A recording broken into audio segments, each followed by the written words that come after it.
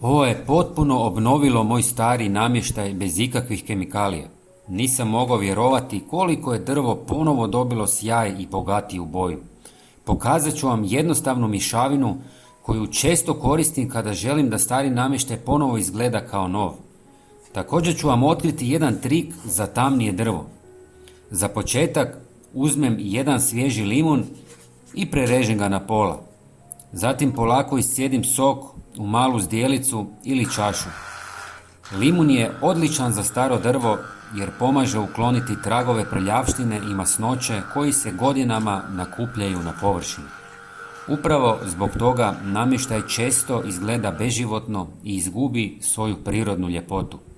Meni se posebno sviđa što limun osvježava izgled drveta bez jakih kemijskih sredstva.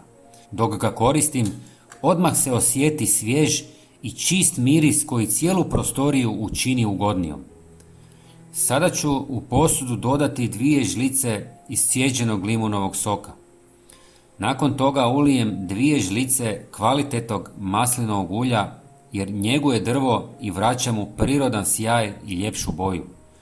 Osim maslinovog ulja možete koristiti i laneno ili kokosovo ulje. Sljedeći sastojak čini najveću razliku za tamnije drvo, a rijetko ga tko koristi. Dodat ću 2 žlice crnog čaja, jer prirodni tanini drvetu daju bogatiju i dublju boju. Posebno mi se sviđa što površina nakon njega dobije onaj blagi, elegantni sjaj kakav imaju dobro održavani drveni komadi. Sve dobro promiješam dok ne dobijem jednoliku smjesu. Zatim uzmem mekanu krpicu i lagano nanesem smjesu na drvo.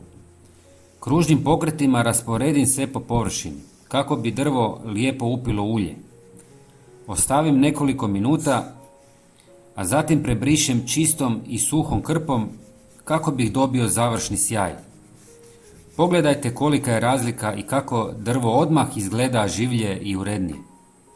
Napišite mi u komentarima da li ćete isprobati ovaj recept. Hvala vam i pozdrav!